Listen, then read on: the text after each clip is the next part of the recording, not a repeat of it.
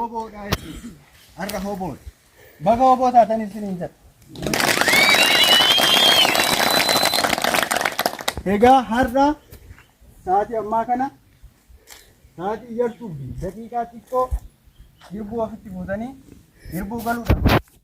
Galfata uummata Oromoo fi imaanaa jaallanii ofitti fuutanii dirqama waan asitti baratan hojiitti eeguu fi dirqama dhaabaa ofitti fuutanii akka waraana bilisummaa Oromoo gurmuu waraana bilisummaa Oromoo faana hiriirtanii qooda baachuuf deemtanii jechuudha.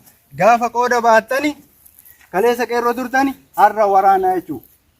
Waraana gaafa taanu waraana qawwee baatu qofaa miti jechuudha. Waraana linjarii keewwatu qofaa miti jechuudha.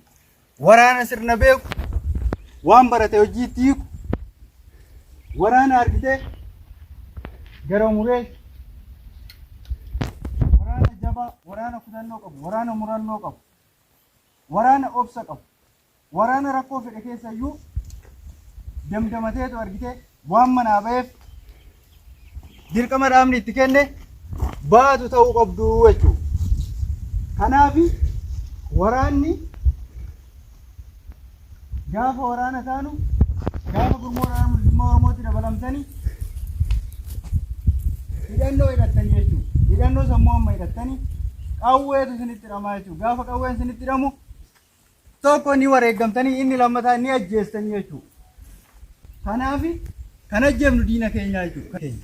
Diina argitee uummata Oromoo keessaa irratti akka lammii lammaffaatti jiraachisaa jiru ofirraa baafnee uummata Oromoo nagaa tasgabbii jaalala tokkummaan akka inni jiraatu gochuuf deemnaa jechuudha. Waraana sana ta'uu qabnaa jechuudha.